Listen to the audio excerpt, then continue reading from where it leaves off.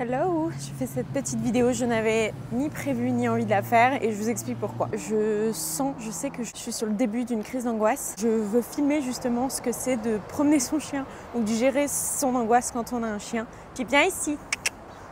Oui. Je savais un jour que je voulais filmer une vidéo de ce type et là, croyez-moi, c'est quand même la dernière chose que j'ai envie de faire.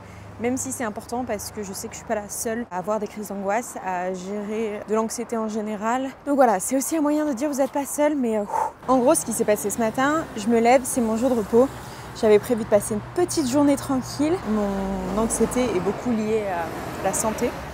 Et je sais pas, j'ai 2-3 petits trucs. J'ai pas forcément envie de rentrer dans les détails parce que si certaines personnes justement sont sensibles à ce type de choses, j'ai pas envie non plus de le partager. J'ai senti ce truc monter, j'ai commencé à stresser un peu, à paniquer. Et autant ça allait beaucoup mieux ces dernières semaines, mois. Autant là, je sais que je suis fatiguée, je sais que je me lève avec rien entre guillemets de particulier dans la tête puisque je suis pas au travail. C'est le cocktail parfait pour faire une petite crise d'angoisse. J'avais prévu dans tous les cas d'aller chercher un petit café à notre resto et j'ai senti qu'il fallait que je bouge parce que dans ces moments-là, quand je sens en fait que tout mon corps se contracte, quand je sens l'angoisse monter, il faut que je sois en mouvement et ça me débloque. Si je reste en intérieur, c'est là où c'est le pire. Et en même temps, je ne veux pas justement au maximum transmettre cette anxiété à Jeep. Je veux vraiment arriver à me calmer. Viens au pied. Et en fait, c'est là-bas que je vais passer. Je veux vraiment arriver à me calmer pour dégager une bonne énergie parce que je sais, JP est très émotif, on est connecté, mais là, je suis consciente que l'énergie que je dégage n'est pas forcément positive parce que mes gestes sont tendus, ma respiration n'est pas très fluide non plus. J'essaie justement de travailler tout ça, à commencer par la respiration. Hop. Dans les moments en général où je suis pas bien comme ça, j'essaie de faire 2 choses. Ignorer un peu Jeep, le laisser faire sa vie tout en surveillant bien sûr et en assurant le minimum, on va dire en termes d'ordre d'obéissance pour sa sécurité, mais vraiment en faisant un effort conscient de je prends sur moi et j'essaye de d'avoir le sourire, prendre conscience encore une fois de ma communication corporelle pour essayer d'arriver moi à me détendre et que lui voit que on n'est pas entre guillemets dans une situation de danger. Super bas. Ils sont réceptifs à tout ça. Encore une fois, notre visage, notre regard, le ton de notre voix, la fluidité aussi de nos gestes, etc. Et donc, c'est super important d'arriver à le conscientiser au maximum pour pouvoir essayer de s'apaiser. Je sais, les traits du visage, parfois, on a envie d'envoyer un message qui est cool et en fait notre communication corporelle vraiment nous trahit. D'où l'importance, encore une fois je me répète, de conscientiser et ça passe beaucoup par la respiration. Sans rentrer vraiment dans une pratique on va dire hyper technique, mais j'essaye vraiment de faire des trucs un petit peu de cohérence cardiaque où justement je prends le temps d'inspirer et d'expirer parce que je sais que quand je suis pas bien je respire mal, je suis vraiment un peu comme un chien qui allait genre et là j'essaie vraiment d'arriver à conscientiser ça. Je ne sais pas si vous connaissez tout ce qui est système orthosympathique et parasympathique. En fait, c'est vraiment résumé de façon peu grossière. Je suis désolée à tous les spécialistes parce que c'est pas mon domaine. Je connais juste la différence entre les deux et justement quel rôle ça peut jouer dans la gestion de l'anxiété. En gros, le système nerveux tranquille, c'est le parasympathique. C'est ce qui favorise l'apaisement du corps, la détente, la relaxation, etc. Sous-entendu, c'est le système nerveux quand tout va bien, quand il n'y a pas de danger, etc. En parallèle de ça, il y a le système qu'on appelle orthosympathique qui pour le coup c'est instinctif un peu comme les animaux en fait, c'est au moment où ça révèle un potentiel danger, donc il y a de l'adrénaline, il y a le rythme cardiaque qui s'accélère et c'est un système qui est censé vraiment être temporaire puisque on va dire le système nerveux favorisé c'est forcément celui de la relaxation, de la détente, sous-entendu tout va bien, et orthosympathique potentiel danger. C'est ce qui nous aide en fait aussi en tant qu'individu à avoir la notion du danger, à avoir la notion de peur, ce qui est aussi primordial pour notre survie parce que sinon sans peur en fait on n'a pas conscience du danger justement. Mais encore une fois l'idée c'est que le corps ne reste pas dans cet état-là. Et le truc c'est que quand on souffre d'anxiété ou même d'angoisse en général, notre système nerveux reste un petit peu bloqué en système orthosympathique. Moi c'était vraiment le cas, j'étais en mode survie tout le temps. Je prenais pas le temps en fait, inconsciemment parce que j'étais pas en mesure de le faire mentalement, d'apaiser mon corps et donc de revenir dans ce système nerveux parasympathique pour justement favoriser l'apaisement. C'est comme si j'étais en danger permanent et c'est pas hyper fun. Du coup, pour justement changer de système nerveux et passer en orthosympathique, ce que j'ai vécu ce matin à un système parasympathique, ça passe, comme je disais, notamment par la respiration. Ça va calmer nos rythmes cardiaques et en calmant notre rythme cardiaque, ça va du coup favoriser le switch entre guillemets, l'apaisement et donc le système nerveux parasympathique, de revenir en fait dans un état de détente. Et ça commence vraiment par là. Du coup, c'est ce que je fais. Dans ces moments-là, je vais dans un endroit où je sais qu'on sera bien tous les deux.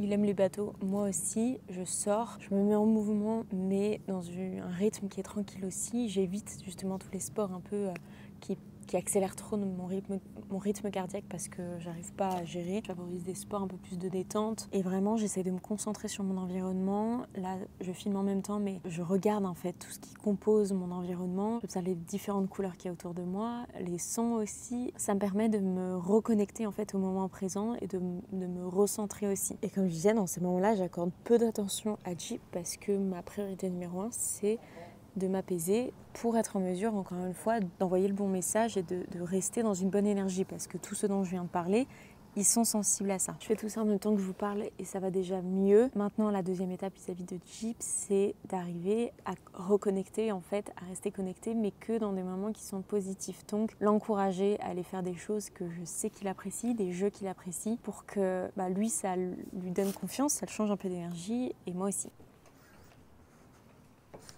Je sais qu'il apprécie les pontons autant qu'il les craint, mais dans tous les cas, ça l'intrigue. Ça lui permet en fait de se concentrer vraiment sur ce qu'il est en train de faire. C'est une très bonne façon pour lui aussi de se recentrer, tout simplement. Donc je le fais. Je sais que moi, ça me fait plaisir de le voir le faire. Je suis en mesure du coup de l'encourager parce qu'on travaille ça régulièrement et ça me donne toujours confiance en lui, en moi, etc. De me dire que ça y est, on continue à travailler, ça vaut quelque chose. Donc ouais, c'est bénéfique pour tout le monde.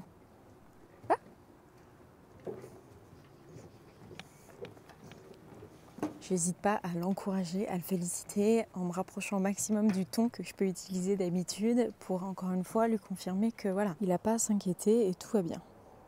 Ça s'arrête après là. Les bouées, tout ça, ça l'intrigue, donc je le laisse le temps vraiment de s'imprégner. Et moi en fait naturellement de le regarder faire, ça m'apaise. Il baille, donc on voit, signal d'apaisement, qu'il n'est pas hyper à l'aise non plus. Je l'entends, je le respecte. Maintenant, voilà, on continue à travailler ça dans la relaxation et l'énergie la plus positive. Allez, c'est bien. Allez. Là, il est en mode, j'y arrive pas, j'ai peur. Allez, va mon chien. Allez, va. Va. Super ça, dis donc. Très très bien. Il y a un chien devant. Je vais attendre qu'il parte. Et va. Oui, super. C'est très très bien ça. C'est très très bien. Oui mon chien. C'est d'autant mieux qu'il est en mesure de m'écouter, de rester connecté, même s'il y a une distraction en face, dans un contexte en fait qui lui procure un peu du stress et de la peur, donc c'est hyper positif. Maintenant, je lui laisse faire ses trucs de chien, sentir ses odeurs, prendre son temps. J'encourage quand il me regarde, mais même sans forcément parler, juste en souriant. Ça confirme voilà, que je reçois le message et qu'on est connecté malgré tout. Mais je le laisse faire sa vie. Moi, en temps normal, j'écoute un podcast, j'écoute de la musique, je me recentre aussi. Et c'est vraiment, en tout cas pour moi, ce qui me permet de m'apaiser pour que lui soit le mieux possible en fait. Je vais ralentir parce qu'ils sont à l'arrêt avec le chien. Viens là. Oui, super. Mais dis donc, vous êtes trop fort vous. Allez, va. Sécurité avant tout, environnement avant tout, et le reste, chacun fait ce qu'il veut. On approche d'un virage et j'ai aucune idée de ce qui se passe derrière. Du coup, je le rappelle, viens au pied.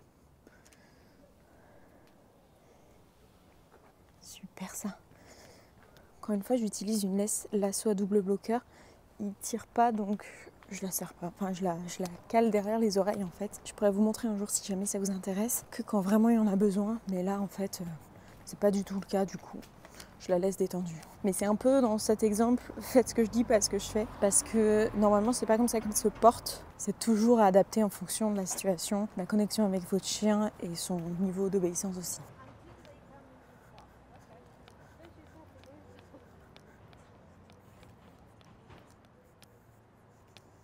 Super ça. Bon, on approche doucement mais sûrement de notre destination finale, à savoir Port Grimaud. Je vais encore une fois aller me chercher un petit café, un truc à manger. Mais le café, dans ces moments-là, je le prends déca, même si c'est un petit peu moins bon en termes de goût. Je sais que j'ai pas besoin de me rajouter en fait de la caféine dans mon corps. On va dire que je mets toutes les chances de mon côté pour favoriser mon apaisement général et que ça reparte pas quand je revienne à la maison. Du coup voilà, petit déca, ça va être cool de voir un petit peu tout le monde aussi.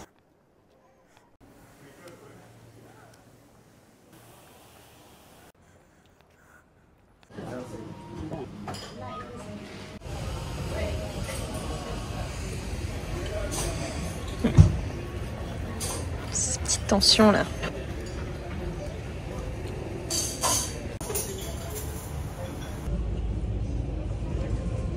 J'ai un chien accro au café. Chaque fois que je bois un café, il me colle comme ça. Alors je le repousse parce que j'ai pas envie que ça devienne une habitude, mais il adore autant que moi le café au lait. Super.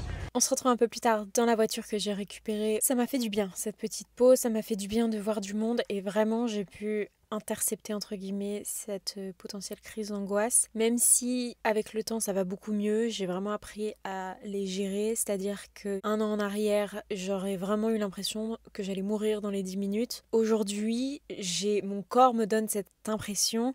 Et ma tête, c'est que ça reste de l'angoisse. Il y a une part de conscientisation aussi. J'arrive à réfléchir de façon rationnelle, de façon posée, même si ça s'emballe quand même. Et même si, en fait, c'est maintenant beaucoup les symptômes du corps en fait qui prennent le dessus et parfois en fonction de mon état de fatigue, mon envie, enfin, c'est pas mon envie mais c'est ma capacité à gérer tout ça, j'ai plus ou moins de facilité justement à accepter et à m'apaiser et à rationaliser un petit peu tout ça. Aujourd'hui j'étais dans la limite, c'est pour ça que je savais qu'il fallait que je bouge, ça m'a fait du bien, mais voilà, si on devait résumer en fait comment gérer, en tout cas comment je fais, je sais pas si c'est universel mais comment je fais pour gérer mes crises d'angoisse ou mon anxiété en général avec mon chien, respiration, mouvement et se focaliser sur le moment présent aussi bien pour nous que pour lui. J'espère quand même que vous avez apprécié cette vidéo. Je sais que c'était pas le sujet le plus fun mais encore une fois ça me semblait assez important à aborder. Si ça peut vous aider d'une manière ou d'une autre, voilà, c'était le but vraiment de cette vidéo parce que clairement j'avais pas envie de filmer en partant. Merci en tout cas de l'avoir regardé jusqu'au bout et je vous dis à très bientôt.